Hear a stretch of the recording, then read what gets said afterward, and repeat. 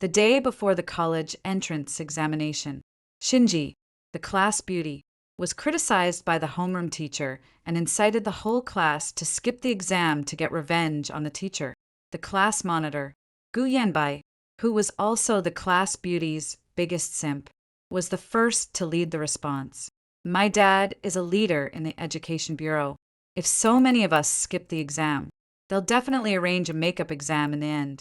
I desperately tried to stop them and stayed up all night calling the parents of every classmate to make sure they showed up at the exam hall on time the next day. But after the college entrance examination ended, the class beauty, whose grades were very poor, jumped off a building.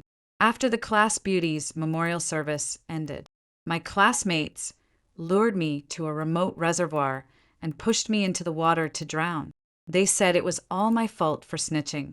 Otherwise, if everyone had accompanied the class beauty in skipping the exam, she wouldn't have died. When I opened my eyes again, I had returned to the day before the college entrance examination, to the moment when the class beauty said she was going to skip the exam. This time, I'm not stopping them. I'd like to see what good will come of you all skipping the exam together. The moment the water rushed into my nasal passages, I could clearly hear the voices of those people on the shore. She deserves it. If it weren't for her tattling, how could Shinji have done something so foolish? What's with the fake nice guy act? So what if you're the class study rep? Let her taste what it's like to be forced into a dead end. 2. I struggled desperately to shout, to tell them it wasn't like that.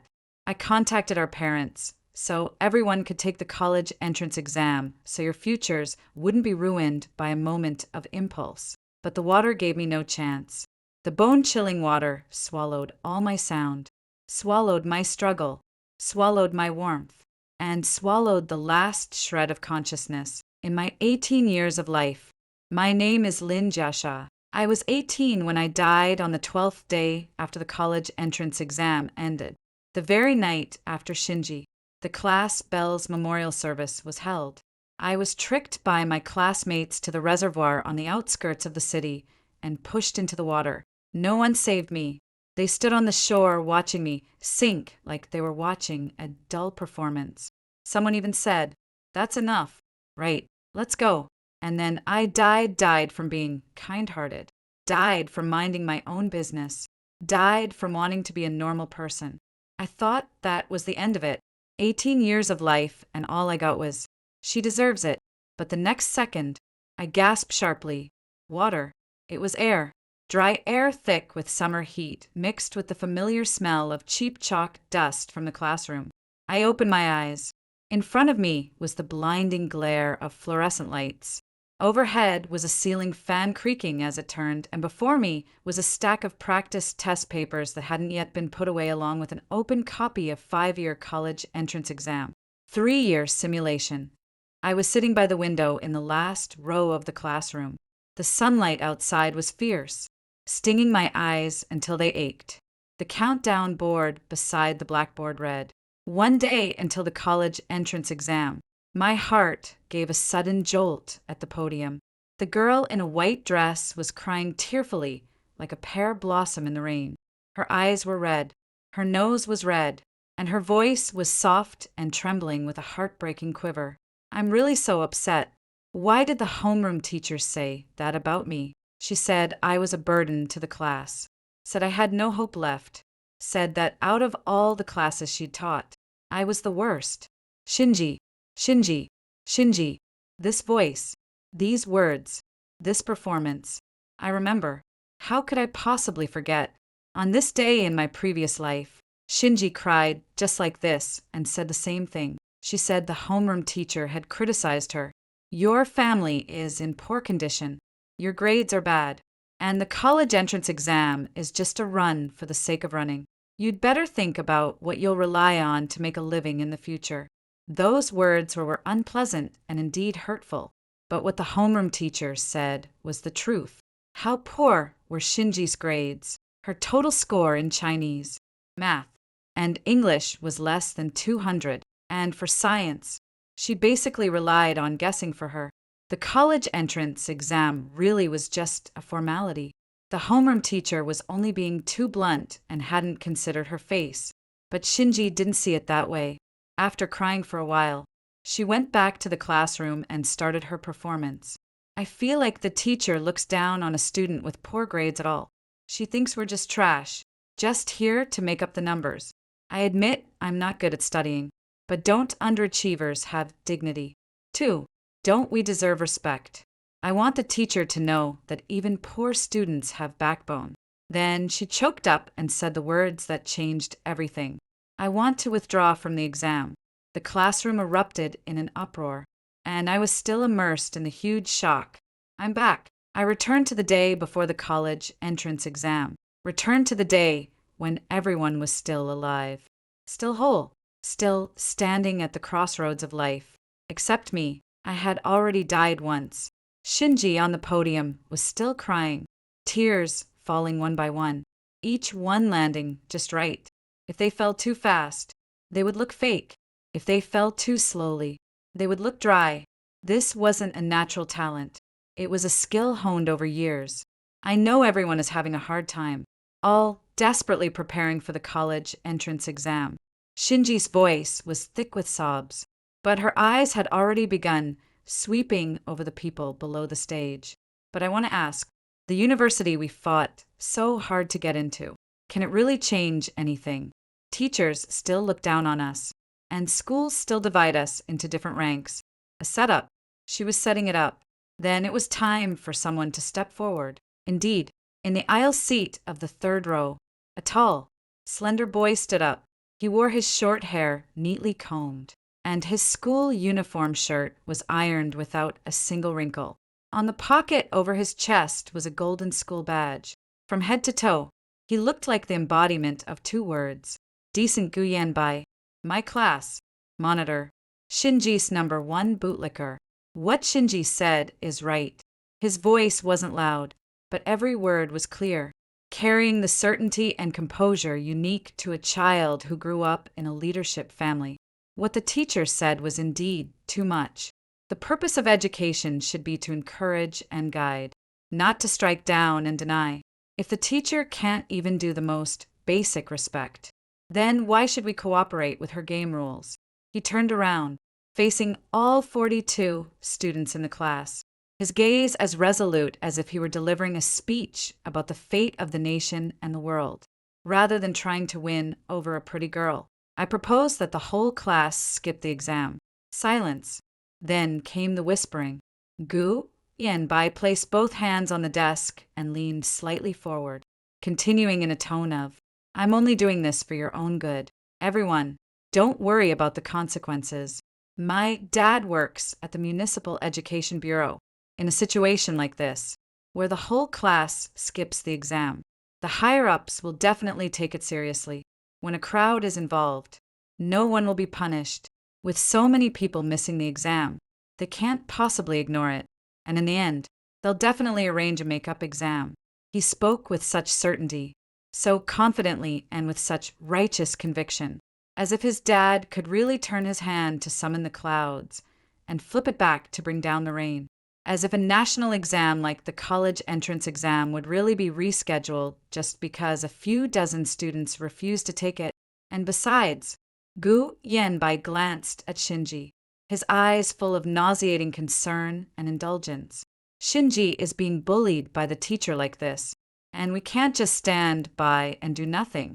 This time, skipping the exam isn't just for ourselves, but also to seek justice for her. Shinji lowered her head at just the right moment, her shoulders trembling slightly, the tears at the corners of her eyes glistening in the sunlight like shattered crystal. Yanbai, please don't do this for my sake. It's not for you. Gu Yanbai's voice was so gentle it could almost drip water. It's for justice. I watched all this coldly from the last row.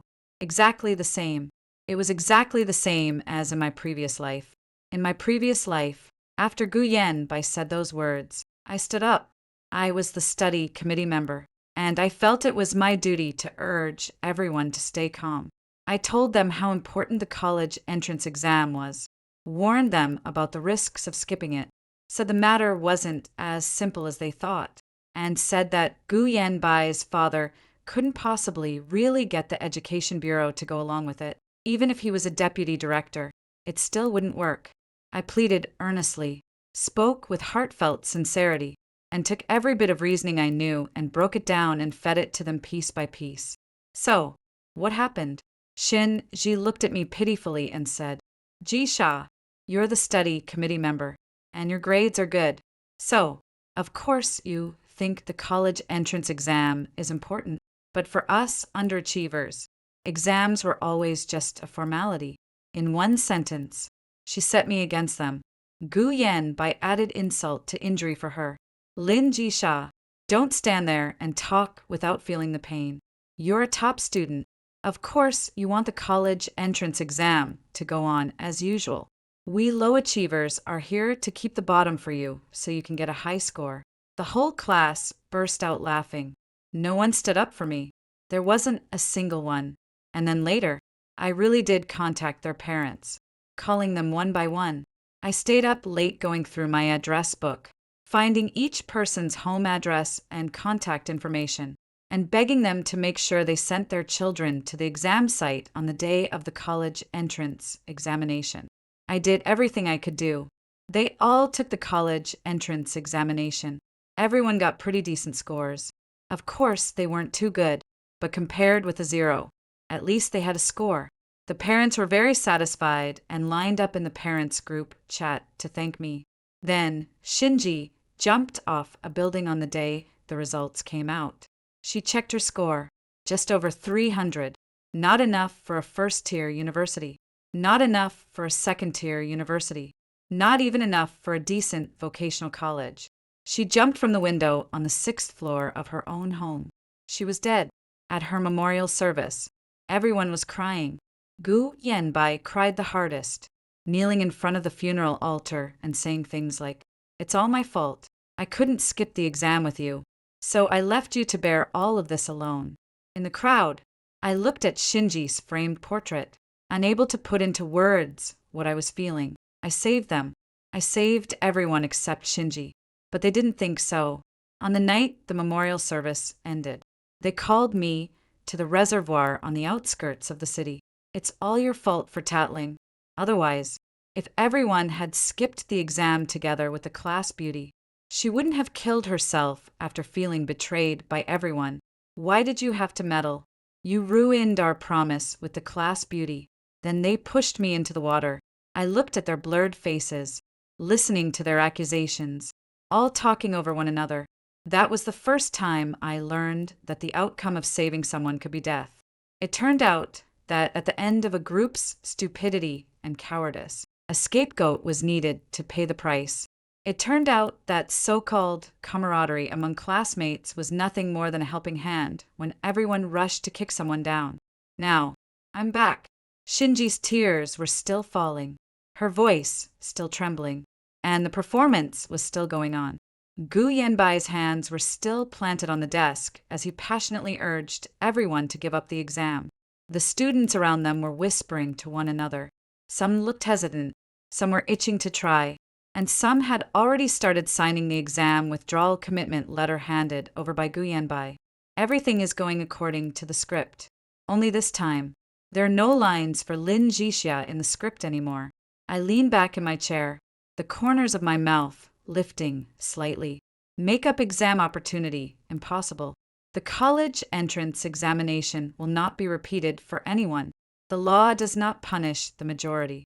That's something told to children. Collectively abandoning the college entrance exam before it begins is so egregious in nature and so serious in its impact that no official would dare to cover for you. So this time, you want to skip the exam. Suit yourselves. You think this is about standing up for Shinji.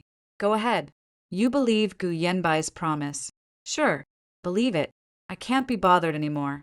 In my previous life, I tried to interfere once and even lost my life. This time, I'll only take care of myself. On the podium, Shinji's gaze swept over the last row. Seeing me sitting quietly there, she paused slightly. She probably thought I would stand up and speak. At this point in my previous life, I had already been arguing with Gu Yanbai, but this time, I simply sat there quietly and smiled at her. Shinji blinked. Tears were still clinging to her lashes, but the corner of her mouth moved almost imperceptibly. She was smug. She thought she had succeeded. Thought that even I, the class study monitor, had tacitly approved her uprising. Naive. I lowered my head and opened the workbook of wrong answers in front of me. It was densely filled with revision notes for the final stage. There's one day left until the college entrance exam, and I have memories of the college entrance exam. I still remember what questions were on it, including the last big math problem. I need to hurry and practice my problem-solving steps. In my previous life, I performed normally and got into a pretty good 985 university. But this year, Tsinghua, here I come. The class bell rang. Shinji's tears miraculously stopped. Her eyes were still red, her nose still pink. She looked like a gardenia beaten by rain, cool and delicate, so pitiful it stirred one's heart. A few girls gathered around to comfort her, leaning on someone's shoulder. She was still speaking through tears. I'm fine. Really. Thank you, everyone. But her eyes were no longer in a sad state. She was counting heads. Her gaze swept from left to right across every corner of the classroom, quickly and precisely calculating how many people had signed the pledge to forgo the exam. 13. It's still far from enough. What she wanted was for the entire class to forgo the exam, for all 40, 2 of them to accompany her without missing a single one. This wasn't for some so-called dignity, nor was it to pursue so-called justice. She just didn't want to be embarrassed all by herself. If the whole class skipped the exam, then scoring over 300 wouldn't be a problem for her. After all, if everyone got 0, hers would still be higher than 0. If the whole class gave up the exam, then the homeroom teacher saying she had no hope would become a joke. If the whole class didn't take it, who were you expecting to have hope? If the whole class gave up the exam, then she would no longer be a poor student crushed by teachers, but a hero who led her classmates in resisting injustice. What a perfect script. Shinji's gaze swept across the classroom before finally landing on me. I was quietly reviewing at the back row, and the fluorescent light above stretched my shadow long. She was the only one who noticed my abnormal behavior, because I shouldn't have been this quiet at this point in my previous life. I would already have been up on the podium, taking on the whole class in a war of words. I analyzed the pros and cons for them, laid out the facts, and reasoned with them, and cited references and classics to prove just how absurd it was to skip the exam. Back then, I thought I was the clear-headed one. Now that I think about it, I was just the one who didn't know when to stop. Shinji pushed the girl beside her aside and walked toward me. The way she walked was beautiful, her back straight and her steps light, the hem of her skirt swaying gently, like an egret skimming over the surface of the water. It was a carefully designed gait, when and in front of what kind of person she should present what kind of posture. All of it had been meticulously planned. Now she walked toward me using the gentle and considerate, good classmate mode. Jishia, she stopped beside my desk, her voice soft, a little hoarse. Why haven't you signed it? I put down the pen in my hand and looked up at her. There were still tear stains clinging to her eyelashes, but her eyes were perfectly dry with not the slightest trace of moisture. This person's tear ducts must have an on-off switch. I don't want to forfeit the exam, I said. Shinji's expression froze for a moment, but only for a moment. She quickly put on an expression of, I understand you, and her voice grew even softer. Jishia, you're the class study rep, and your grades are so good.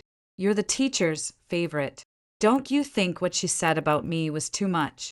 Standard move. First, close the distance. Then use the teacher likes you best to imply that I'm on the opposite side from her. In plain English, that means you're the teacher's pet. So of course you won't stand with us underachievers. What she said was indeed unpleasant, I admitted. A flicker of light flashed in Shinji's eyes, but then I went on. But are you sure you want to give up the college entrance exam because of this? I didn't give up. Yen, Bai said there would be a makeup exam. Gu Yen, Bai said his dad can handle it. You believe that? Yen, Bai would never lie to me. Shinji's voice grew firm. So firm it sounded a little forced. She was emphasizing the trust between her and Gu Yen, Bai, so the people around would think they were bound together. If even the class monitor was on her side, what was there for anyone else to hesitate about? Then why don't you just go take it? I picked up my pen again, my tone calm. If you think there'll be a makeup exam, then go take it once. If you don't do well, wait for the makeup opportunity. Shinji froze for a moment. She clearly hadn't expected me to approach it from this angle. In her script, I was supposed to either support it or oppose it. There was no third option, but she bit her lip and squeezed out another tear. If everyone goes to take the exam, then what's the point of our decision to skip it? We're protesting the homeroom teacher's unfair treatment, not really saying we don't want to take the exam. By the end, her voice had once again taken on a crying tone, but her eyes were cold. She was scrutinizing me, judging which side I was really on. I am very clear about this in my heart. She didn't care at all about any protest or injustice. She just wanted an excuse not to take the exam, but she didn't want to be a deserter alone. So, she had to drag everyone else down with her. Jixia, she suddenly lowered her voice with a sincerity that only I could hear. You're the class study representative. If you don't take the exam, too, everyone will be more united. Just take it as helping me out. It had come moral coercion. You're the class study representative equals. You have a duty to go along with me. Just take it as helping me out equals if you don't help me. You're not giving me face. This tactic is way too old. What good does it do me if I don't take the exam? I looked at her, my gaze as calm as a dead still pond. A visible crack finally appeared in Shinji's expression. She hadn't expected me to ask such a direct question and, for a moment, didn't know how to answer. If I take it, I can get into a top university. I went on. If I don't, at most I'll be waiting for a makeup exam that may never even happen. Shinji, help me figure it out. Why would I make that choice? Shinji's lips moved and the tears in her eyes stopped flowing. Her reaction system started to stall. This line wasn't in the script. Jixia, why have you become so utilitarian? Her voice sounded a little weak. I've always been this utilitarian. I smiled. What? You think I got my grades by talent, thanks to natural ability? The classmates around us began to notice the commotion. Some stopped writing, while others leaned in to listen. Shinji felt her authority being challenged. Her expression changed several times before settling into one of utter heartbreak. I see. She lowered her head, her voice soft and carrying a wounded fragility. You don't want to stand with people like us, do you? You think we're not worthy of standing beside you, don't you? She turned and took 2 steps away, then stopped, her shoulders trembling slightly. It's okay. I understand. After saying that, she lowered her head and walked out of the classroom. Whispers rose behind her. Why is Lin Jixia like that? The class beauty already begged her like that. So, what if she's the study committee member? Isn't it just because her grades are good? I turned a deaf ear to it and kept flipping through my wrong answer notebook. The real drama has only just begun. After the classroom had been quiet for a few minutes, Gu Yenbai's phone vibrated. He glanced down at it, and his expression immediately turned ugly. He sprang to his feet and strode over to me. Lin Jixia, what did you say to Shinji? His voice was kept very low, but every word carried anger. Do you know she cried and ran out? I know. I watched helplessly as she ran out, and I knew she wouldn't run far. The flower bed behind the teaching building, right opposite the classroom window, was the perfect spot. Once she crouched down there, everyone could see the hem of her skirt lifted by the wind and her slightly trembling shoulders. Perfect composition, perfect lighting, a perfect crying scene. I don't know why she's crying, I said leisurely. I just said I don't want to skip the exam. If you don't want to skip the exam, then don't skip it. Why did you have to hurt her feelings? How did I hurt her feelings? You. Gu Yanbai opened his mouth, probably thinking of the contents of the private message Shinji had just sent, but then felt it wasn't appropriate to say it out loud.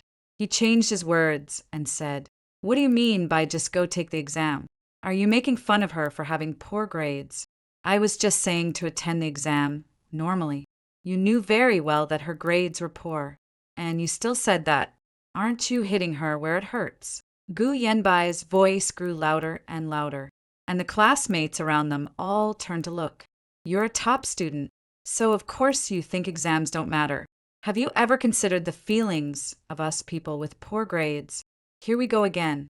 The feelings of people with poor grades had become a universal shield.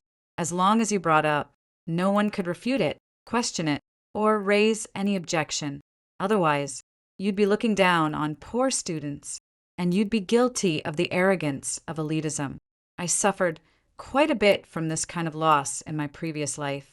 In this life, I'm not falling for that. "Class monitor," I said, standing up and meeting his gaze. "You say your dad can get us a makeup exam opportunity. Are you sure that's a done deal?" "Of course." "Is there a document?" "An official red letter document, the kind issued by the Education Bureau." Gu Yanbai's expression stiffened. "A verbal promise. My dad said it himself." "Your dad is the deputy director of the Education Bureau. Can he decide on makeup exams for the college entrance exam?" I laughed. "Gu Yanbai, if your dad were really that impressive, would you still be placing at the bottom of the grade every time?" Several stifled laughs rang out in the classroom. Gu Yanbai's face turned the color of pig liver. His grades really weren't that good. Below average, only middling at best. And he relied entirely on his father's connections to save face. "You've got guts," he said through gritted teeth. "You'll regret this, perhaps." Gu Yanbai turned and left, heading to the back of the teaching building to pick up his class beauty. Those who had just signed the exam forfeiture commitment began quietly gathering together, lowering their voices to discuss something. I vaguely heard, "Is Lin Jixia trying to report us? Should we kick her out of the group? If she dares to ruin things, we'll just—" I chuckled inwardly. "Kick me out of the group. In my last life, you already kicked me out of the group." It was on the very night I decided to contact my parents in that large group chat of over 300 people. You discussed how to get revenge on me and how to teach me a lesson. In the end, the chosen method was to push me into the water. I closed my wrong answers notebook and looked at the sky outside the window. The sun was setting in the west, and the horizon was ablaze with red. Tomorrow was the college entrance examination. This time, I wouldn't be a fool anymore. You want the court death, and I'll oblige you. When school was over, Shinji had, as expected, recovered. She walked out of the school gate, surrounded by Gu Yanbai and several other girls wearing the relaxed look of someone who had survived a disaster. There were still faint red marks at the corners of her eyes, making her whole person look like a flower that had just weathered a storm. Fragile, delicate, yet stubbornly unbowed. When she reached the school gate, she suddenly stopped, turned back, and looked at me. In that glance, there was pity, condescending sympathy, and a barely perceptible sneer. "Is Ji Xia going home alone?" she asked me. Be careful on the way home." Her voice was very gentle. "Good luck at the exam hall tomorrow." She said it offhandedly, but I could hear the meaning behind it. "Good luck at the exam tomorrow. You'll be going alone. None of us are going. You'll be the only one in the whole class taking the college entrance exam." She thought this kind of loneliness of the whole world standing against me would scare me. No, she wasn't thinking that. She was hoping it would. She wanted me to feel afraid, to feel isolated, to feel that I had made the wrong choice, and then obediently join their group of students boycotting the exam. Unfortunately, I'm not falling for that. "See you tomorrow," I said. She froze for a moment, probably not expecting me to answer so bluntly. I turned and walked away. After walking more than 10 m, I heard a burst of laughter behind me. That was Shinji's laugh, clear and crisp, like silver bells, as if it were some sort of triumphant declaration. She was telling everyone, "Look, I won." I kept walking forward expressionlessly. On this day in my previous life, at 11:00 at night, I sent Shinji a long message explaining the importance of the college entrance exam, urging her not to act on impulse, and saying that I could tutor her and make sure she could score dozens more points on the last day. She didn't reply. Later, I found out that she had taken my screenshot of the message I sent and posted it in the class group chat with the caption, "Lin Jixia is really such a saint." The group chat was filled with ha-ha-has. Simps end up with everything they deserve. No, with nothing at all. Does the class beauty need your help? She has the class monitor. Does Lin Jixia really think she can save the world? These comments were forwarded to me later. Shinji sent them. She kept pretending to be my confidant right in front of me, while behind my back, she trampled my kindness into the mud. And she still had the nerve to say that I took out my phone and opened the class group chat. The messages were already at 99 plus. Scrolling up, it was all discussion about skipping the exam. Guyan posted a long paragraph, several hundred words, analyzing the political significance and social impact of a collective exam boycott. The wording was so professional and the logic so airtight that it was obvious it had been copy-pasted, probably written by some secretary at his father's workplace. In summary, a collective exam boycott does leave some room for maneuver in policy terms. According to the relevant regulations of the Ministry of Education, candidates who are unable to take the college entrance examination due to force majeure may, at the discretion of local authorities, be arranged to retake it, although a collective exam boycott does not fall under force majeure in the strict sense, given the large number of people involved and the huge social impact. The education authorities will certainly take flexible measures to respond. In that one passage, words like may, at the discretion, and certainly kept appearing again and again, giving everyone hope while avoiding any substantive commitment. Nguyen Ba used this kind of talk to fool a group of 18-year-old students. And that was enough. The replies in the group were all the same. Class monitor is awesome. Class monitor is amazing. With the class monitor here, what do we have to be afraid of? Someone also mentioned me. What if Lin Jixia doesn't join us in skipping the exam? If she goes to take the exam alone, will it affect us?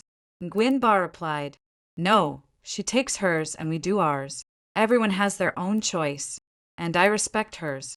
That was what he said, but the last sentence came with a smirking emoji. Translation: just you wait and see. She'll regret it. Shinji also chimed in, "Jixia has always been very strong-minded. We should respect her decision, no matter what she chooses. She'll always be my best friend." Best friend? When you led the mockery of me in my previous life, why didn't you think of me as your best friend? I scrolled to the end of the chat log and saw Shinji send a crying emoji saying, "I'm so moved. It's so good to have you all. Actually, I'm really upset, but thinking that everyone is here makes me feel like everything is worth it." Someone replied, "Class beauty, don't be sad. Tomorrow we'll all skip the exam together and piss off the homeroom teacher." Someone replied, Yeah. The more the homeroom teacher looks down on us, the more we should stick together." Someone else tagged Nguyen Ba, "Class monitor, when exactly is the makeup exam?" Nguyen Ba replied, "About a week after the college entrance exam ends. My dad will arrange it." About a week after the college entrance exam ended. That was around the time Shinji jumped off the building. I didn't know why she jumped. Was it really because she felt deceived? Or was her performance so poor that she didn't know how to face the future? I don't want to know. I turned off my phone screen. When I got home, my mom was busy in the kitchen. She had simmered a pot of chicken soup, soaked some snow fungus, and cut up a plate of fruit. Seeing me come in, she hurriedly brought out a steaming bowl of soup from the kitchen. Her hands were rough from years of housework, her knuckles thick, and hangnails clinging to the edges of her nails. As she handed me the soup, I noticed a new burn mark in the palm of her hand. Mom has been simmering this all afternoon.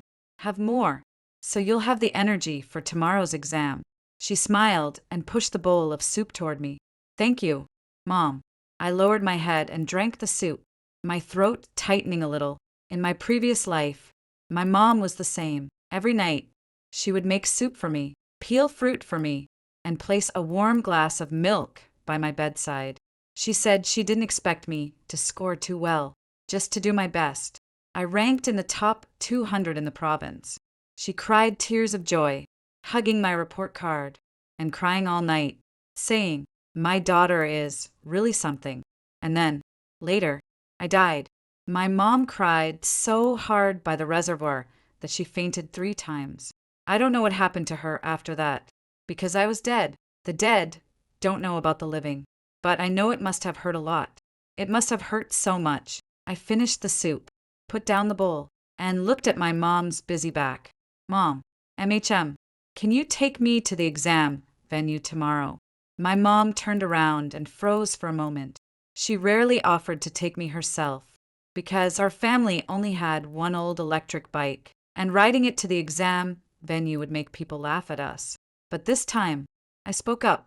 Okay, Mom will take you there. She smiled, the wrinkles at the corners of her eyes bunching together like a blooming chrysanthemum. Mom, I'll do really well on the exam. Mom knows. Very good. Mom believes you. I buried my face in the bowl and swallowed my tears along with the soup. June 7th, sunny. The sunlight was so good, it felt like the beginning of everything. I sat on the back seat of my mom's electric scooter carrying a school bag stuffed with stationery, weaving all the way through the congested streets. The entrance to the exam venue was packed shoulder to shoulder with even more parents coming to accompany their children than students taking the exam.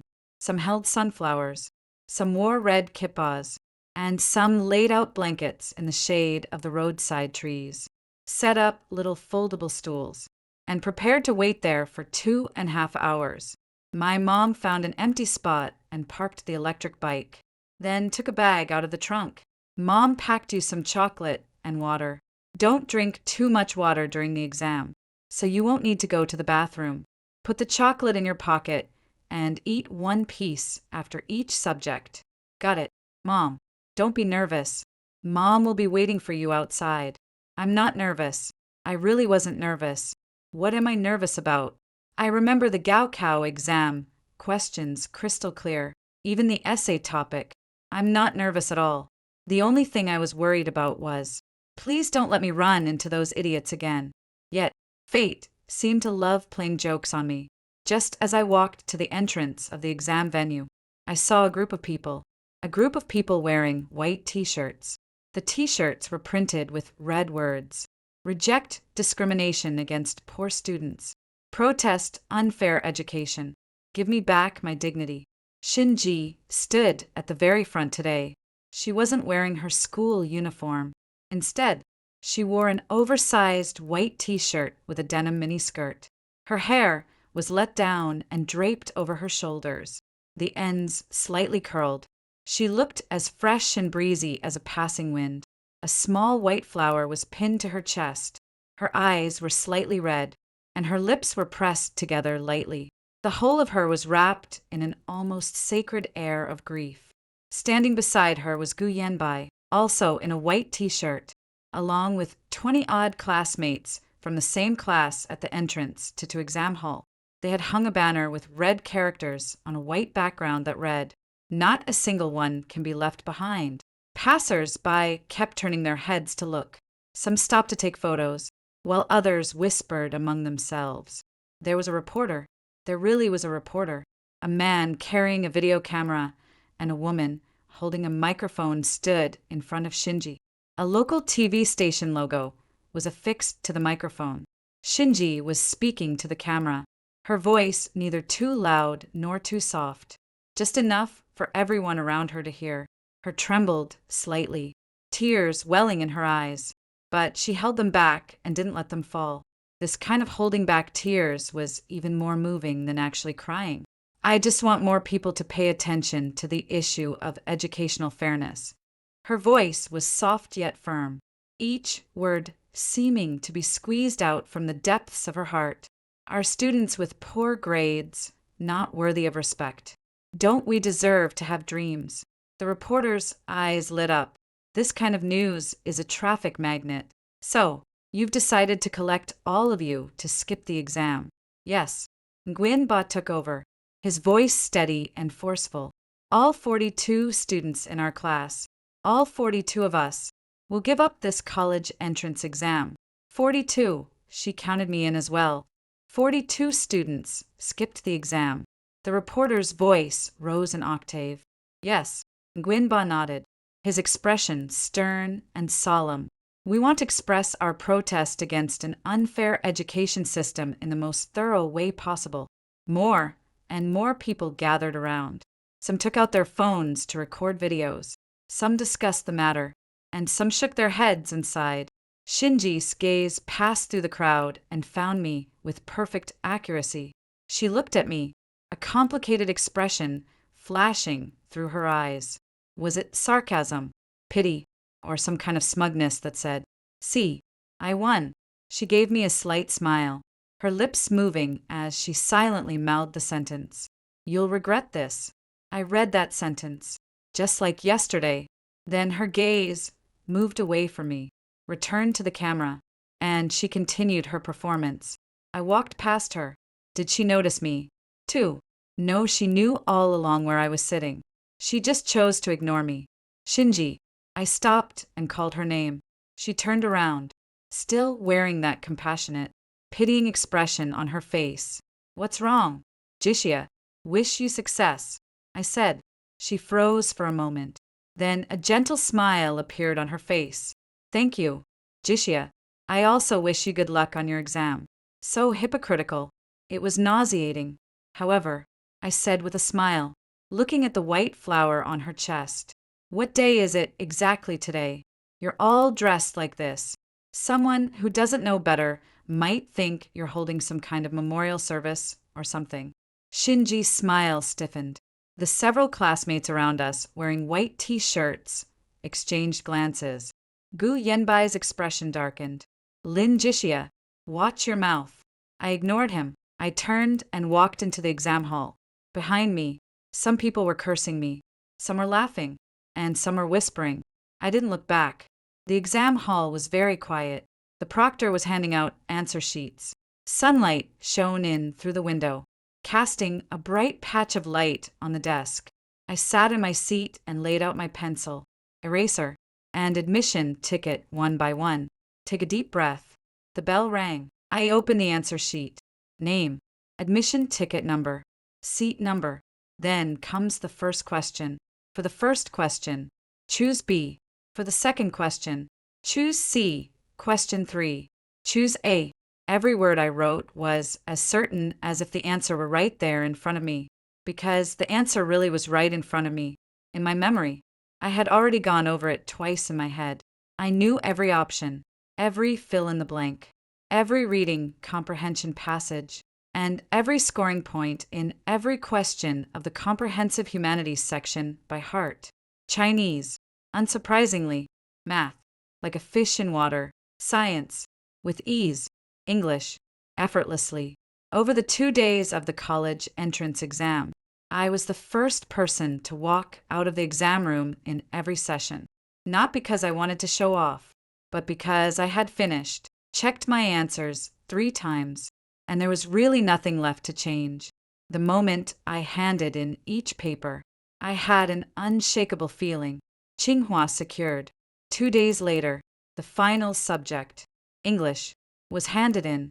I walked out of the exam hall and saw the school gate packed with a dark mass of people. There was no Shinji among them, no white t-shirts, no banner. Everything was as if nothing had happened. But I knew that things had already started to ferment on my phone. The class group chat had already blown up. Not because of how well they did on the exam. They hadn't even taken it. It was because the news about the makeup exam never came at first. Gu Yenbai was still calming everyone down in the group chat. "Don't worry. My dad said there'll be a meeting to discuss it after the exam, and we'll have results as soon as next week." Someone started to question it, but it seems like there have been cases of an entire class missing an exam in other provinces, too. And in the end, there still wasn't any makeup exam. Gu Yanbai replied quickly, "That's someone else. Our situation is different. My dad works at the Education Bureau, so we have insider information." "Really? When have I ever lied to you?" The group chat fell silent for a while, then was flooded again with "Long live the class monitor. Trust the class monitor and gain eternal life." Waiting for the makeup exam. I flipped through it and couldn't help laughing. Believe the class monitor and attain eternal life. What you believe in is the class monitor's father, and the class monitor's father is probably already being questioned by the organization right now. I gave my mom a call. "Done with the exam." "Done. How's it going?" "Very good." My mom laughed on the other end of the phone, her laughter tinged with tears. "Then Mom will come pick you up, and I'll make you braised pork ribs tonight." "Okay." I hung up the phone and stood waiting under the shade of a tree. The sun was scorching, and the cicadas' chirping was deafening. The college entrance exams are over. The battle that belonged to me was over. The fight belonging to another group of people had only just begun. The days after the college entrance exam were as calm as an artificial lake. Every day, I stayed home reading, sleeping, and helping my mom with the housework. Occasionally, I went out for a walk, living the life of a retired senior cadre. Meanwhile, in the class group chat, a different drama played out every single day. The first day after skipping the exam, the main theme in the group chat was celebration. "Damn, it's finally over." "No, wait, it's finally not over." "Ha ha ha." Laughter. I heard this year's college entrance exam was insanely hard. Luckily, we didn't take it. Exactly. I heard the last big math problem went beyond the syllabus. Good thing we're waiting for the makeup exam and get a free shot at easier questions. Class monitor. Will the makeup exam questions be easier? Nguyen Ba replied, "Probably. Makeup exams are usually backup papers, so the difficulty should be a bit lower." Where did he get that confidence from? Backup paper with lower difficulty. The backup exam paper is only used when the original paper suffers a major incident, such as a leak.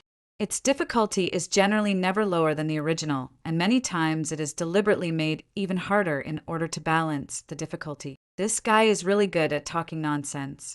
But no one questioned him because, in their minds, Nguyen Ba was the son of the deputy director of the Education Bureau.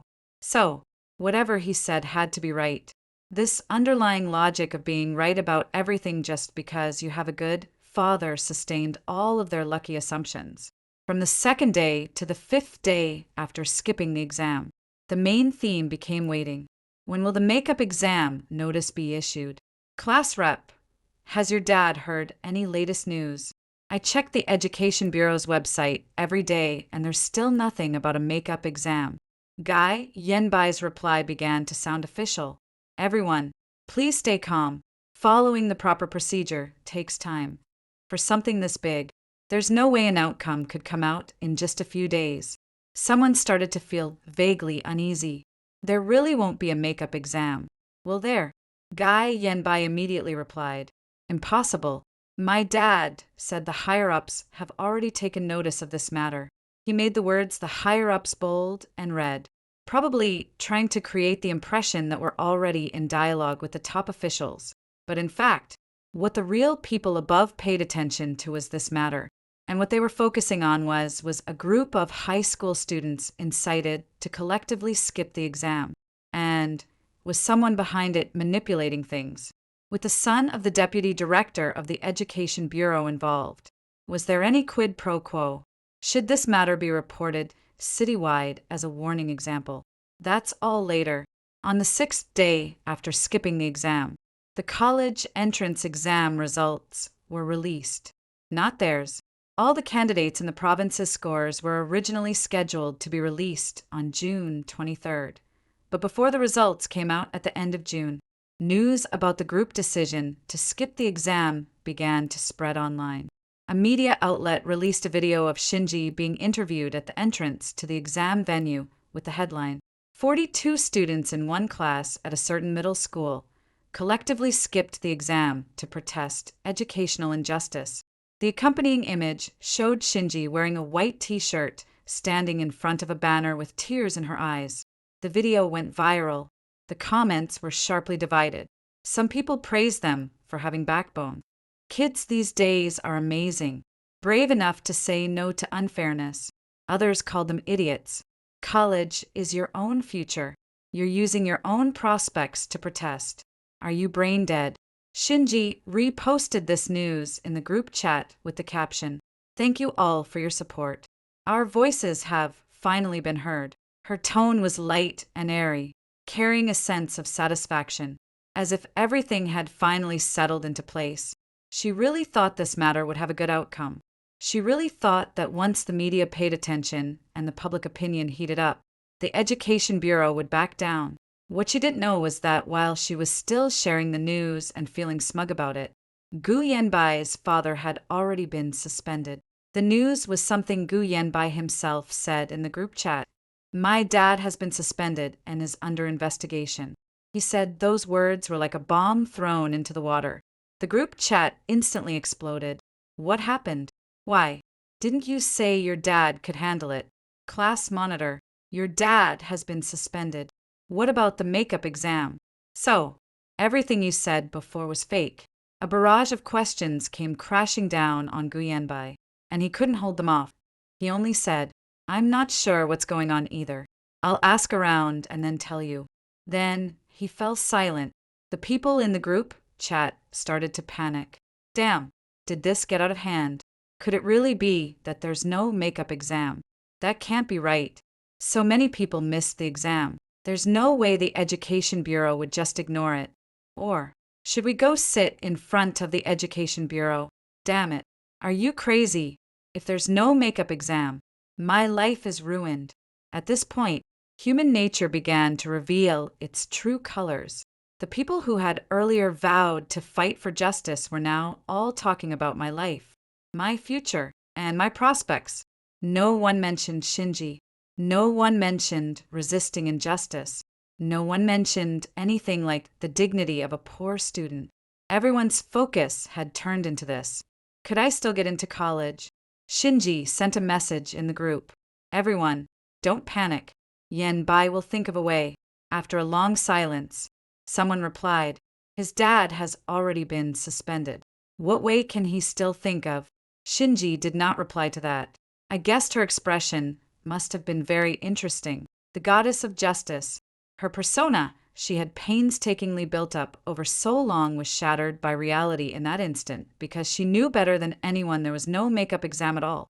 From the very beginning, it had all been bragging from Gu Yanbai, and she packaged Gu Yanbai's bragging as a righteous promise, using it to pressure the whole class into running away with her. Now the bubble had burst, but her performance was not over yet.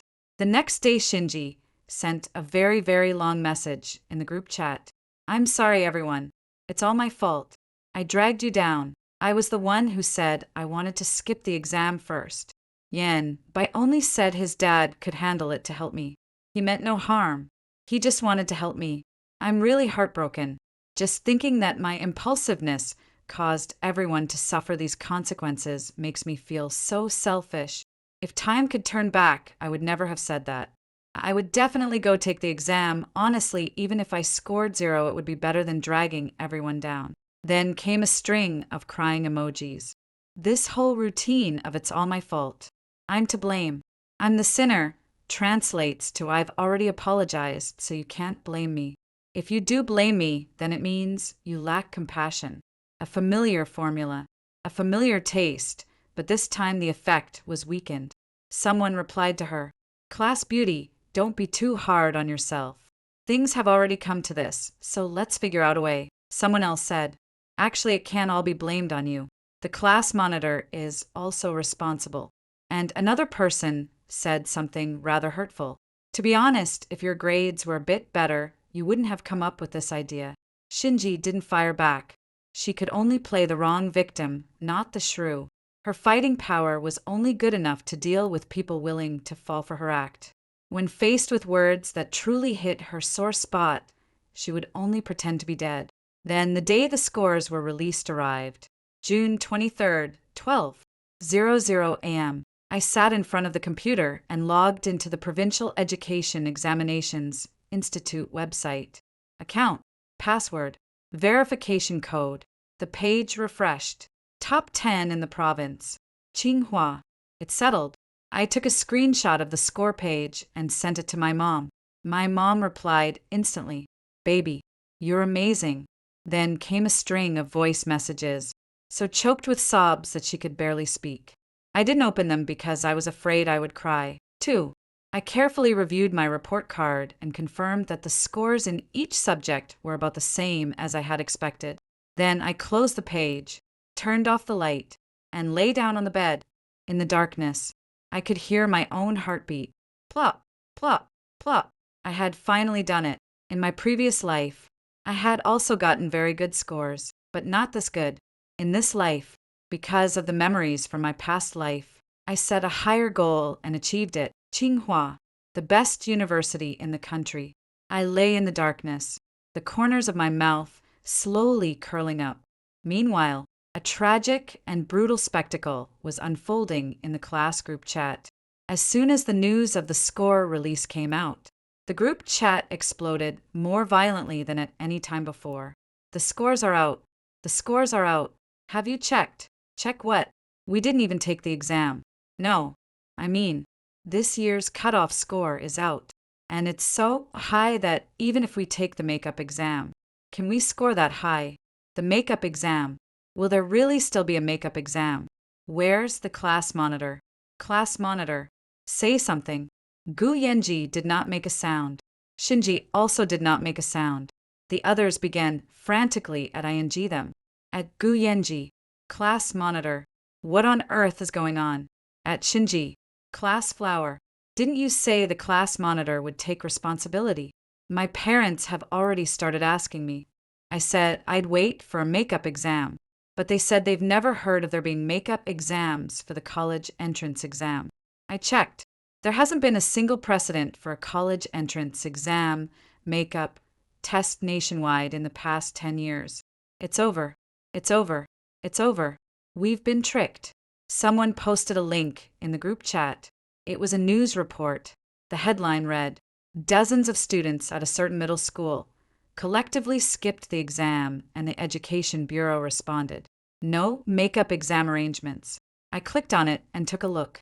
The report said that a relevant person in charge at the Provincial Education Examination Institute responded that the college entrance exam is a nationally unified exam and there's no possibility of a makeup exam at the local level for individual candidates who are unable to take the exam due to special circumstances. There is currently no relevant policy supporting a makeup exam. The report also mentioned that in response to this mass no-show for the exam, the education authorities have already launched an investigation, and those involved in inciting students to skip the exam will be dealt with in accordance with the law and regulations. Inciting students to skip the exam dealt with in accordance with the law and regulations. This has already been stated very clearly. Shinji and Gu Yanbai may not have merely failed to get in. That's simply someone in the group forwarded this article with a caption. So there was no makeup exam at all. We were lied to. At Gu Yanbai, explain yourself. Didn't your dad say he could handle it? At Gu Yanbai, why don't you come out and say something? Gu Yanbai finally showed up.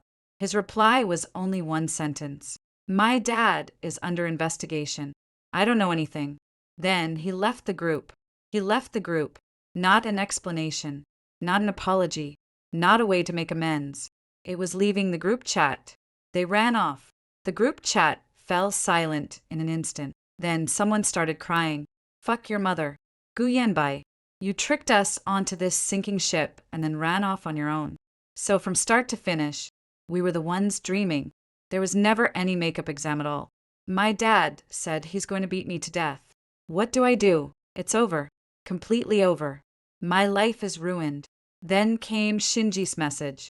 Everyone calmed down a little. Things haven't reached the final step yet. Someone interrupted her. Shut up. If you hadn't been sobbing and talking about skipping the exam, would we have ended up in this situation? Shinji replied instantly. I didn't force anyone. Everyone signed the commitment letter voluntarily. What did you say back then?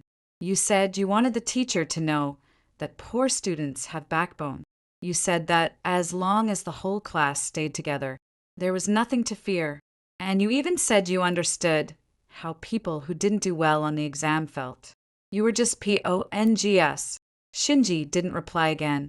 She probably hadn't expected that the people who had once been utterly obedient to her would be the first to rush up and bite her back after. Everything blew up. After all, these people were no different from Shinji in essence. Selfish, cowardly, and driven by self-interest and avoidance of harm.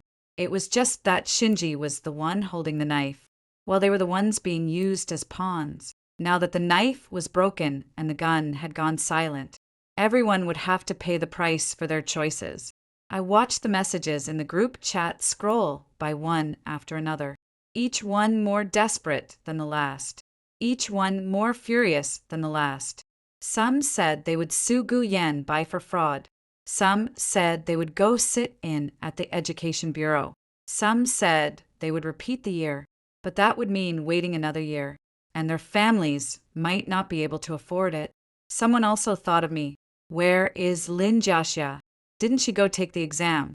What score did she get? Someone mentioned me and asked about my score. I replied with a number. The group fell silent for a long time. Top 10 in the province. Tsinghua. She's going to Tsinghua. No, we all skipped the exam. And she went to take it by herself. And in the end, she got into Tsinghua. What the hell? What does that even count as? Are we making way for her? These people are really good at adding drama to themselves. Me making way for you. Did I force you to skip the exam? Did I tell you to put up a banner at the entrance to the exam hall? Did I make you sign some damn pledge, or what? I sent back a message. I am a student who is taking the college entrance exam normally. My score was earned through my own efforts. Your decision to skip the exam has nothing to do with me. Then I turned off group notifications. I didn't want to look anymore. No need to keep watching. What happens next won't require me to do anything. They'll tear each other apart on their own. As for me, all I need to do is wait quietly for Tsinghua's admission letter. More than 20 days was enough for a carefully woven lie to collapse completely. I didn't see the screenshots of Shinji and Gu Yanbai tearing into each other in the group chat with my own eyes, but I heard about them, according to an old classmate who was still in the group.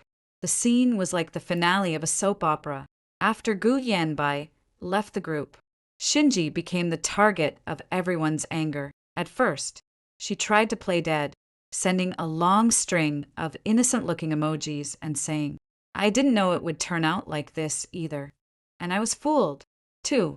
But soon, someone posted the chat records. It was a conversation from when Shinji had previously messaged some classmates privately. It's okay if you don't sign it, but I really need your support. If you don't sign it, I'll feel like you don't see me as a friend. Yanbai said his dad has already made arrangements. So there's definitely no problem with the makeup exam. If you don't believe it, then there's nothing I can do.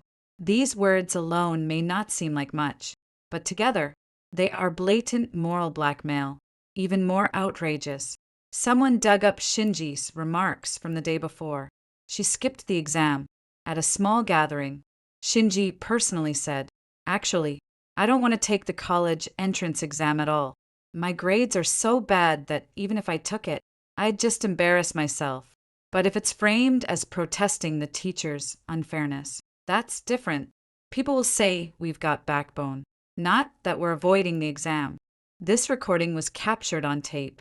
The recording spread wildly through the group chat. Shen Jie's persona completely collapsed at this moment. The so-called for dignity and for resistance against injustice were nothing more than a poor student finding a respectable excuse for her own avoidance.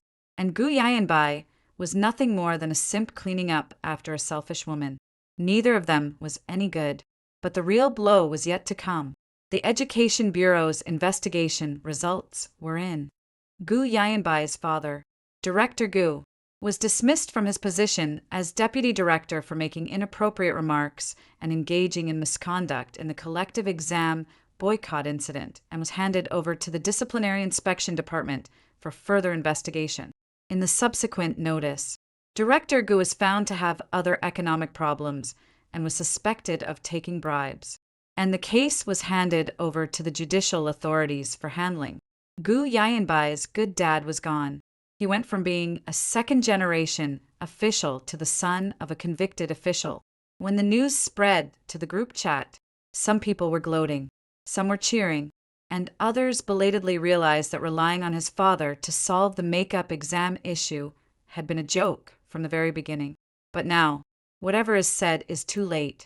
The college entrance exam results have already been settled, and the university admissions process has already ended.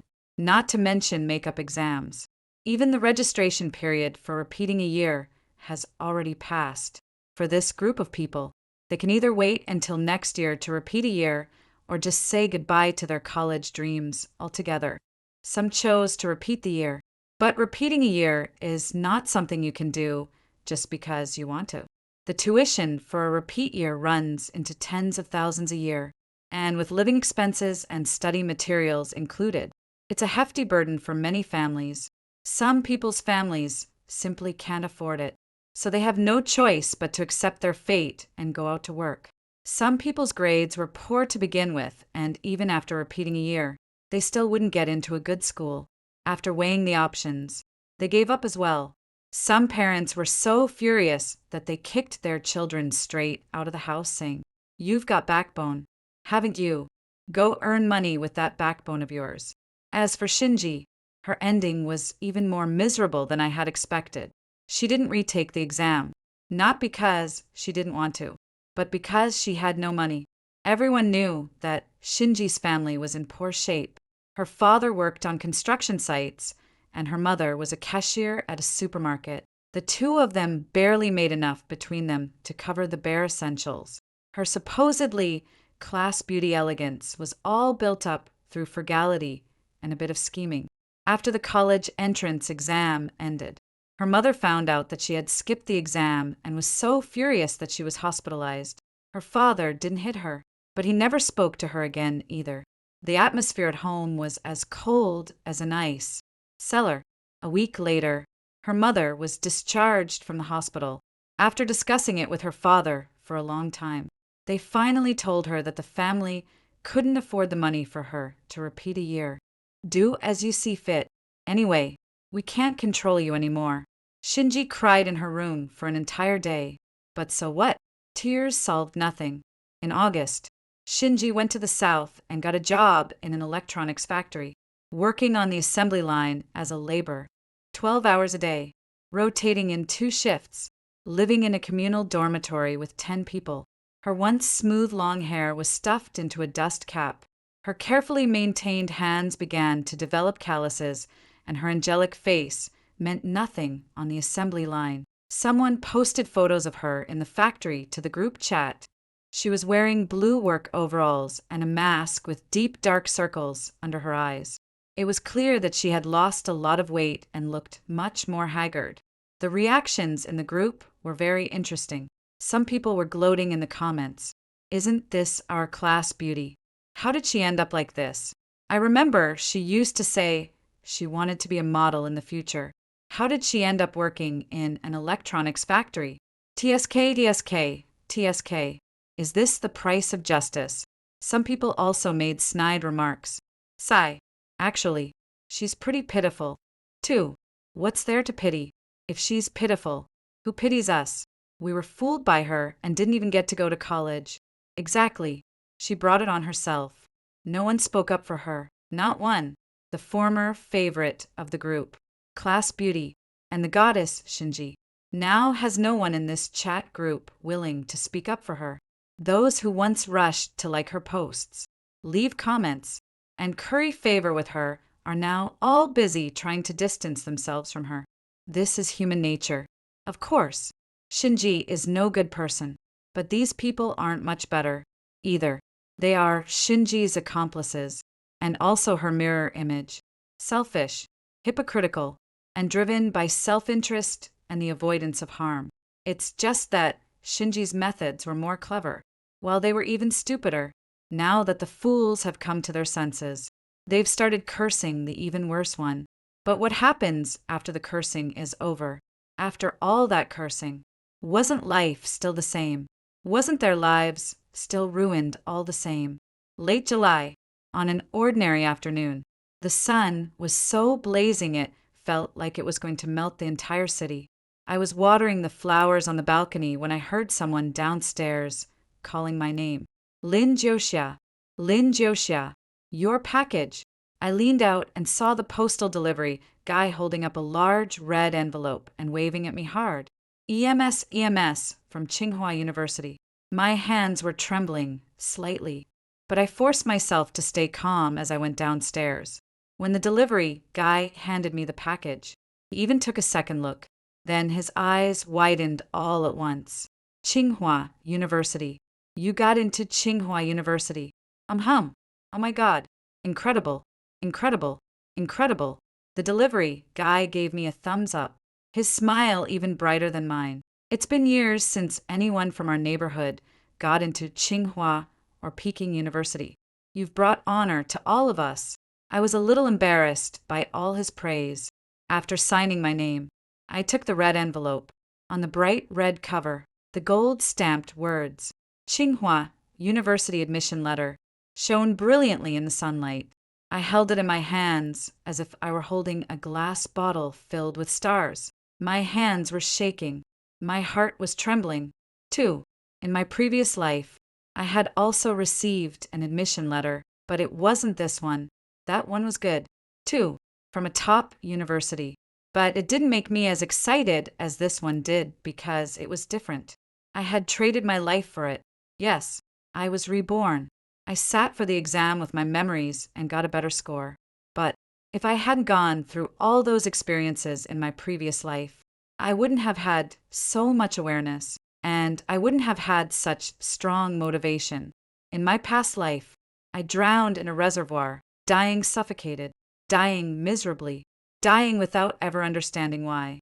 In this life, I'm going to live higher than anyone and shine brighter than anyone. I took the admission notice upstairs, and my mom was knitting in the living room.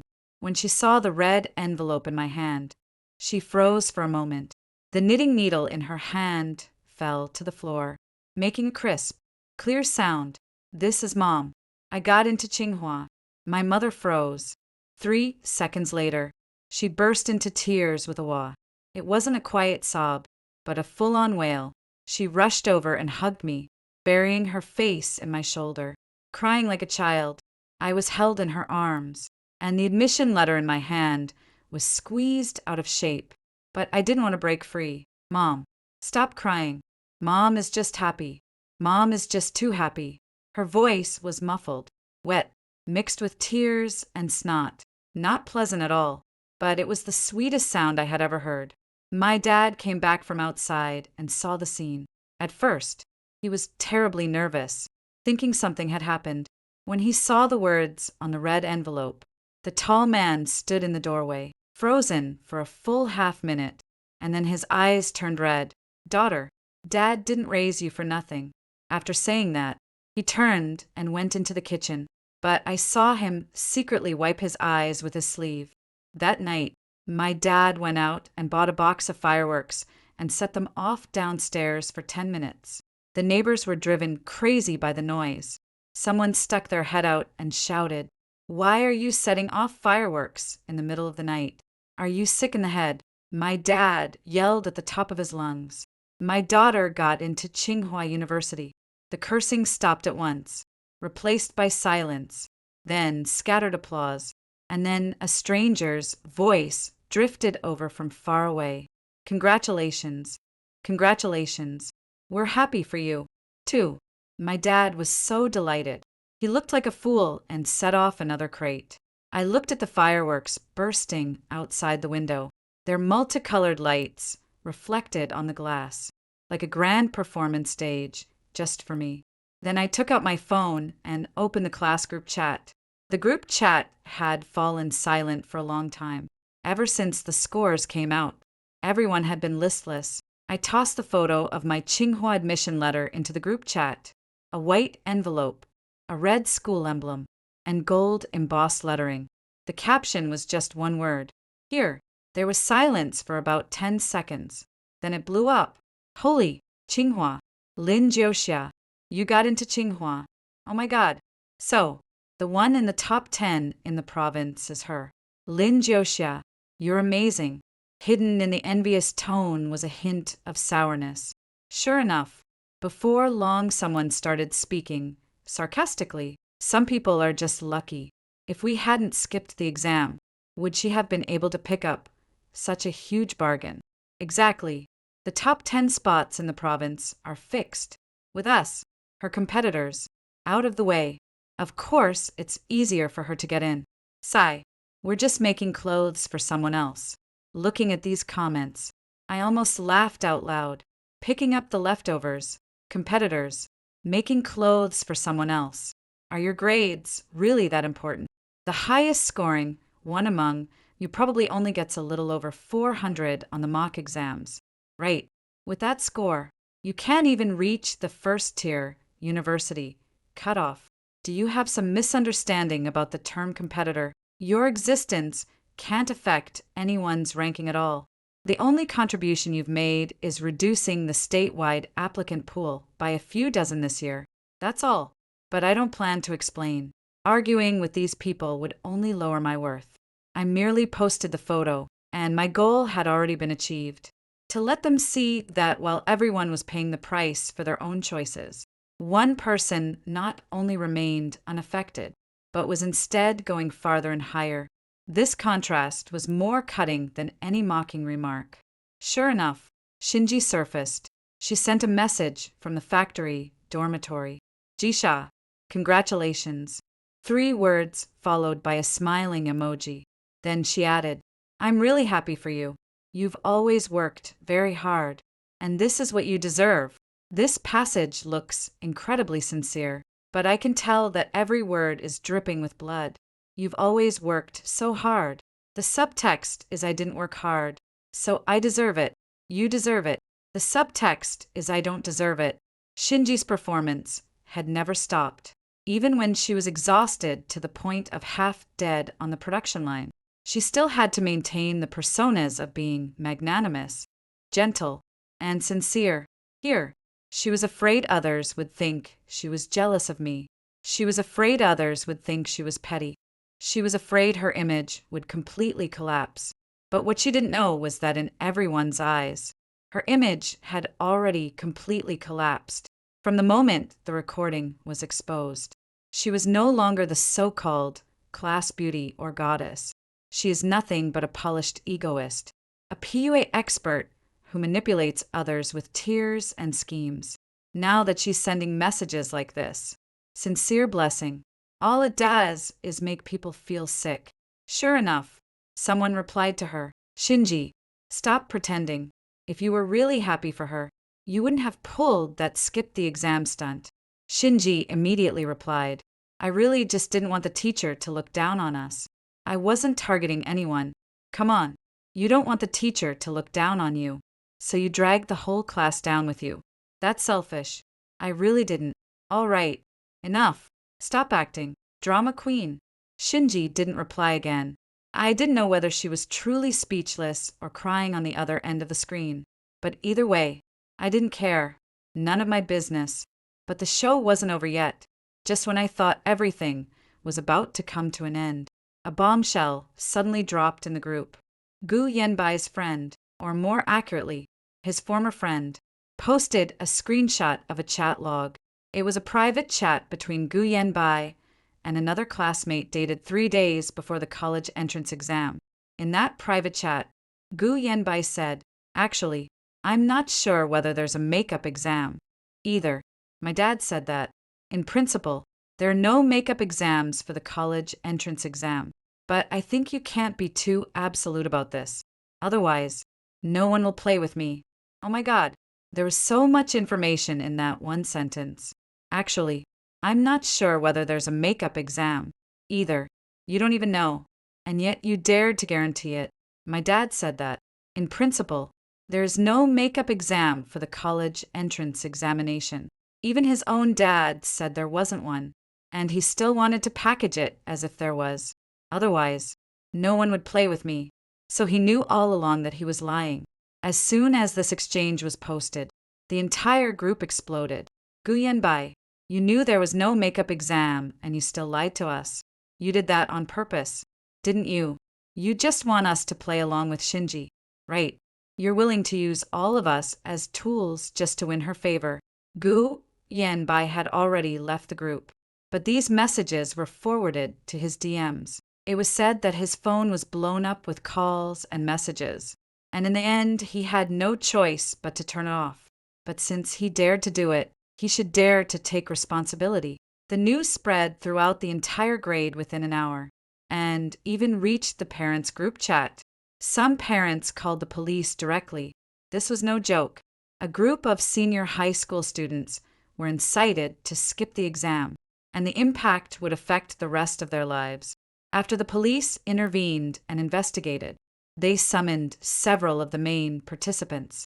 Gu Yanbai was placed under administrative detention for inciting others to give up the national examination with serious circumstances, and because his father's matter was still in the spotlight. Shinji was given a warning for actively participating in and inducing others to skip the exam. Both of their life records ended up with this mark. One administrative detention, one warning. Later, someone told me that when Gu Yanbai was taken away, his mother cried heartbrokenly in the neighborhood. He's only 18. He's still a child. When I heard that, I almost burst out laughing. 18 years old and still a child. Then the person they ruined by keeping from college wasn't also a child. Then wasn't I the one they pushed into the water and drowned also a child? Oh, I forgot. In their standards, only their own people are people. Everyone else is just a stepping stone. In September, I stood in front of the gate of Tsinghua University, dragging my suitcase. The second gate, gray-white stone bricks, an old-fashioned arched gateway with the 3 characters Tsinghua Garden engraved above it. Sunlight filtered through the branches and leaves of the plane trees, casting dappled shadows on the ground. I take a deep breath. This is true. I really am standing here. I didn't die in that icy reservoir. I didn't sink to the bottom of that muddy river, and I wasn't hastily buried at the age of 18. I am alive, standing here, standing before the gate of the best university in China. The phone vibrated a few times. It was a message from the WeChat group. I hadn't left the group, not to watch the drama, but to remind myself never to forget what those people looked like. Is anyone there? Something happened to Shinji. I opened the message and slowly scrolled down. Shinji couldn't keep going at the electronics factory for even 2 months. It wasn't that the factory fired her. She couldn't stand it herself. The work on the assembly line was boring, repetitive, and exhausting. Standing 12 hours a day felt like being in prison. Her delicate, fair hands began to blister and callous, and the dirt under her nails could never be washed clean. She started making mistakes. On one batch of phone screens, the film was applied crookedly, causing the entire batch of products to be scrapped. The team leader cursed at her in front of everyone in the workshop. What are you using your eyes for? You can't even apply a screen protector properly. What else can you do? Shinji cried. She thought the team leader would, like her classmates before, feel sorry for her, comfort her, and speak up for her. But the team leader only said coldly, "What are you crying for? Can tears be eaten? Get back to work and don't block the people behind you." This was society, not school. No one bought her act. No one thought she looked beautiful when she cried. No one would hand her tissues, pat her on the shoulder, and say, "It's okay, you've already tried your best."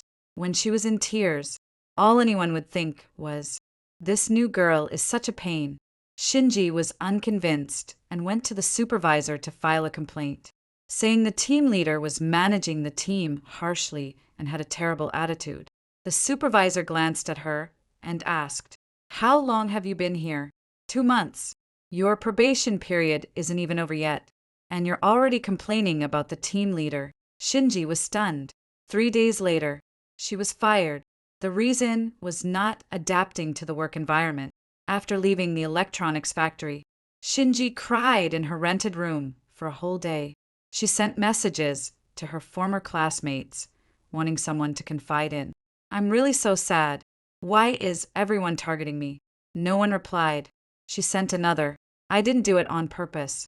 I just wanted to do my job well." Still no one replied. She was unwilling to give up and sent a third message. "I really miss you all. I really want to go back to high school." Finally, someone replied. It was the girl who had been closest to her back then, named Xiao Xiaomian. Xiao Xiaomian replied, "Shinji, can you stop pretending?" "Shinji, what do you mean?"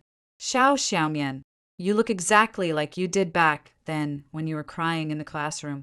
So pitiful. After you finished crying, someone would stand up for you. Someone would think of a way for you. Someone would take the blame for you. But, Shinji, this isn't school anymore. There's no fool like Gu Yanbai here for you to use as a pawn. Wake up." Then, Xiao Xiaomian deleted Shinji. Shinji stared at her phone screen, looking at the words. "The other party is no longer your friend," and froze for a long time. She couldn't understand why a friend who had once been so obedient to her would suddenly become so heartless. There were many other things she couldn't understand. She couldn't understand that those people were kind to her because she was useful to them. Her good looks could satisfy their vanity, and her status as the class beauty could make them feel close to a goddess. Once she lost her value, who would still even glance at her? Shinji lay in her rented room for 3 days not eating or drinking until she had become gaunt beyond recognition. On the fourth day, her mother called and said that the family really couldn't make ends meet anymore and asked her to send some money home. Shinji opened her mouth, wanting to say, "I've been fired," but she didn't say it out loud because she knew it would be useless even if she did. Her mother would only say, "Then, what are we supposed to do? Your dad's back is acting up again, and he can't work. The family is waiting for money." After hanging up, Shin-ji looked at herself in the mirror. Her hair was dry and yellowish, her face sallow, with dark circles under her eyes and chapped lips. Was this still the class beauty admired by every boy in the school? Was this still the girl who could stand at the podium, cry a little, and make the whole class skip the exam with her? She suddenly found it absurd. It was very sad. She also very much wanted to die. But she didn't have the courage to die, so she could only keep on living. A month later, she went to work at a milk tea shop, earning 3,000 yuan a month with meals included, but no accommodation. She rented a partitioned room, 10 square meters in size, with no windows and barely enough space to turn around. Next door lived a man in his 30s who stayed up gaming until 3:00 in the morning every night, with the clatter of his keyboard ringing incessantly. Below was a snack street, and the smell of cooking oil seeped in through the cracks in the window, leaving her clothes permanently smelling of barbecue. One night, Shinji lay in bed and suddenly thought of me. She wondered what Lin Jixia was doing now, taking a walk in Qinghua Garden, reading in the library, discussing problems with a group of equally outstanding people. She didn't know, but she knew it had to be better than her. 10,000 times better. Gu Yanbai's ending was even more tragic than Shinji's. It's not that his life was especially poor. Rather, the sense of falling from his pedestal was just too great. Gu Yanbai had been the kind of other people's child since he was young. His father was a leader. His mother was a civil servant. They lived in a school district apartment, and they drove an Audi A6. In middle school, he was the class monitor, the teacher's favorite, and the one his classmates tried to curry favor with. He was used to being held in high esteem. He was used to having people greet him with, "Hello, class monitor," wherever he went. He was used to using, my dad says, to get through every kind of back door. He had even gotten used to using, my dad, to chase girls. telling Shinji that his father was the deputy director of the Education Bureau, hinting that she'd have a bright future if she stayed with him. And of course, Shinji took the bait. It wasn't because she liked him, but because she thought he was useful from the very beginning. The two of them had been using each other. Gu Yanbai used Shinji's class beauty aura to enhance his own status. Class monitor with class beauty. A perfect match made in heaven. Shinji used Gu Yanbai's resources and connections to maintain her dignity. Backed by someone, she dared to act domineeringly in class. Now, both sides ended up badly hurt after Director Gu was investigated. It was found that the amount of bribery exceeded 2 million, and he was sentenced to 7 years in prison. When the news reached the group chat, everyone was shocked. It wasn't that they were shocked by his bribery, but by the amount. 2 million. He ruined his own son's life for just those 2 million. Because of the shock, Gu Yanbai's mother suffered a mental breakdown and was sent to a sanatorium. The Gu family's house was sealed off. The car was auctioned off, and the bank deposits were frozen in one night. Gu Yanbai went from a wealthy second-generation heir to a debt-ridden second generation, the kind burdened with crushing debt after he was released from administrative detention. He had nowhere to go and could only stay at a relative's home. At first, the relatives were willing to take him in, but later they found that this kid was lazy, idle, and always aiming too high while being incapable of doing anything. So, they started to despise him. Your dad's already been locked up. So why are you still putting on airs like some young master? If you could actually do some work, I wouldn't mind adding one more pair of chopsticks. But with your attitude, I can't afford to support you. Go find a job. Stop staying at home. Gu Yanbai went to look for a job. After all, he had graduated from high school, though he hadn't taken the Gaokao. So, finding some kind of manual labor shouldn't be too hard. But he looked down on manual labor. He thought of himself as a class monitor and a second-generation official. So, how could he go serve dishes or carry bricks? He wanted an office job. But office jobs required at least a junior college diploma, which he didn't have. He hadn't taken the college entrance examination, and he barely managed to get even a high school diploma. Because of the skipped exam incident, the school almost didn't issue him one. He submitted more than 30 resumes, but not a single company wanted him. In the end, Gu Yanbai could only, through introductions from relatives, go to a construction site to carry bricks. Yes, carry bricks. Literally carrying bricks. Gu Yanbai, once the class monitor, once the young master, is now carrying bricks at a construction site. He worked from 6:00 in the morning until 6:00 in the evening every day, earning 120 yuan a day, with lunch included. His white dress shirt had long since been thrown away, and no one knew where it had gone. The gold school badge pinned to his uniform had long since been lost, along with his father's official cap. What he was wearing now was a t-shirt bought from the wholesale market for 15 yuan each, dull gray and covered in cement and dust. Someone took a photo of him and posted it in the group chat. In the photo, Gu Yanbai was tan dark, much thinner than before, with a scruffy beard and a dazed look in his eyes. He was squatting in a corner of the construction site eating, holding a stainless steel lunchbox in his hands, which contained stewed cabbage with vermicelli. He ate hurriedly, as if afraid someone would snatch it away. Someone in the group commented, "Isn't this our class monitor? How did he end up like this? TSK, TSK, TSK." If he had honestly gone to take the exam back then, he wouldn't have fallen into this state. He deserves it. Who told him to trick us? Someone also said something fair.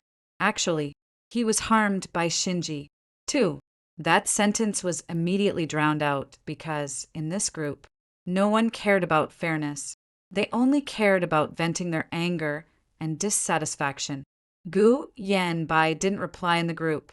He had probably deleted the group long ago and blacklisted everyone's contact information. He didn't want to face those people. He didn't want to face the ones who had once fawned over him because my dad is the bureau chief and then abandoned him after his father was taken down. He didn't want to face those people who had once stood with him outside the exam hall holding a banner, but were now calling him a liar behind his back. But he had no way to escape it. Every day he was carrying bricks at the construction site surrounded by strangers. No one knew him and no one knew who he had once been. This was the only moment he could catch his breath.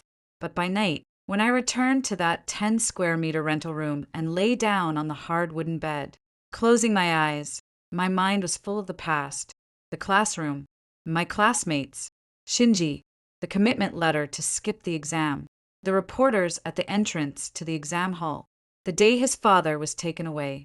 Then there was one sentence looping over and over. Are you absolutely sure your dad can handle it? Not sure. He had been uncertain from the very beginning. He just wanted to please Shinji. He just wanted to show off in front of Shinji. He just wanted to maintain the image in class that the class monitor can handle anything. He thought he was lucky, and maybe he really could get away with it. He didn't expect things to blow up this badly. Even more unexpected was that his dad would be investigated. What I least expected was that his father really did have financial problems. Everything, all of it, was like a row of dominoes. Once he toppled the first tile, the rest followed beyond his control. As for the other classmates, although their fates were not as miserable as Shinji's and Guyenbai's, they were hardly any better. Of the more than 30 students in the class who had given up the college entrance exam, 21 chose to repeat the year. The days of repeating the year were 10 times harder than senior year of high school. Not because the academic pressure was great, but because the psychological pressure was immense. In the retake class, they were the odd ones out. Other repeat students have at least taken the college entrance exam and know where they fell short. What about them? They didn't even take the college entrance exam. When others ask, how many points did you score last year? They can only stammer and change the subject. The teachers in the repeat class also knew their background. Once, the homeroom teacher said at a class meeting without naming anyone, I know that some students skipped the exam last year. I won't judge your choice, but I hope this year you can learn your lesson and not make the same mistake again. These words sounded very official, but to those 21 people, every sentence felt like a knife. What was even worse was that their parents mocked them with cold sarcasm every day. I told you long ago not to make a scene, but you just wouldn't listen. Now look at this. You've wasted an extra year and spent tens of thousands more. Was it worth it? Your classmate Triple X got into a top university, and you didn't even take the college entrance exam. Where do you expect me to put my old face? If you still can't get in this year, then don't come back. Every day of repeating the year was agony. Some people couldn't take it anymore and started skipping class, going online, and playing games, venting all their pressure in the virtual world. Some people scored just over 300 points on the first mock exam of the repeat year and broke down crying, saying, I'm just a loser. There were also those who gritted their teeth and held on, studying from 6:00 in the morning until 11:00 at night every day, desperately grinding through practice questions. But how much can one extra year of repeating really improve things for an ordinary person? Improving by 50 or 60 points is already pretty good. Going from a vocational college to a third-tier university, or from a third-tier university to a second-tier one. Hoping to jump from just over 300 points to the first tier cutoff. Dream on. Those who chose not to retake the exam either went out to work or stayed unemployed at home. Those who went to work ended up in all kinds of different places. Some people worked as waiters in restaurants, some as cashiers in supermarkets, some as sorters at courier companies, and some went to factory assembly lines. Not a single person was doing the job they wanted to do. Not a single person was getting a salary that satisfied them. There was a girl named Li Xiaowei with above-average grades. If she had performed normally, she could have gotten into a second-tier undergraduate university. She followed Shinji and skipped the exam. Repeat a year. Her family couldn't come up with the money. Work. she was unwilling. In the end, she got married to a man from the neighboring village who was 8 years older than her. The bride price was 200,000 yuan, all of which went to her younger brother's schooling. On the wedding day, she stood in the courtyard expressionlessly, wearing a rented wedding dress. Someone took a photo of her and posted it in the group chat. Some said, "Congratulations, congratulations." Some said that the most important thing in life isn't love, but money. And some said, "Your husband looks pretty honest." Li Xiaowei didn't reply to any of them. Later, someone asked her privately, "Are you doing okay?" She replied, "SOO." Just 2 words. But beneath those 2 words, how much unwillingness and helplessness were hidden. Only she knew. There was also one person named Wang Hao. He was my desk mate in class. He was one of the few people who still had a pretty good relationship with me in my previous life. He did not sign the pledge to give up the exam. He took my advice and sat for the college entrance examination, got into a second-tier university, and lived an ordinary, uneventful life. But in this life, everything changed because he had a crush on Shinji. Yes, Wang Hao had a crush on Shinji. He never said it, but I knew the way he looked at Shinji was different, with a kind of cautious, reverent light, as if he were looking at a goddess. In this lifetime, because Shinji had secretly sought him out before giving up the exam, crying her heart out as she said, "Brother Hao, you'll stand by me, right?" He fell for it. He signed the agreement to forego the exam. He did not take the college entrance examination. Just like that, his life was ruined by the gentle, quiet classmate I remembered. After the results came out, Wang Hao became a completely different person. He started drinking, and whenever he got drunk, he would curse Shinji. In the group chat, "You ruined me. You ruined my life. I must have been blind to have ever liked you back then. You get out here. You come out here." Shinji did not reply. No one else in the group replied either. They probably thought Wang Hao had gone crazy. Maybe he really had gone mad. Later, I heard from someone that Wang Hao had gone to another city and never came back. Nor did he contact anyone. I don't know where he is now, what he's doing, or whether he's doing well. But I know for sure that he must not be doing well, because an 18-year-old boy with a decent future ahead of him had been tricked by a girl's tears into giving up the college entrance exam. And not everyone could bear a blow like that. Epilogue. One day, the group chat, which had been silent for a long time, suddenly came alive. Someone was organizing an accountability campaign. "We're going to sue Shinji and Gu Yanbai. They're the ones who caused us to have no school to attend. That's right. Make them compensate us for our losses. I'm already looking for a lawyer. Anyone want to join me? The college entrance exam is coming soon again. I hope their story can help those who come after stay determined. No one is worth risking your future for." After hearing the story above, what are your thoughts? Feel free to share your opinions in the comments section. Looking forward to hearing from you. If you like this story, don't forget to like it, share it, and subscribe to my channel. See you next time.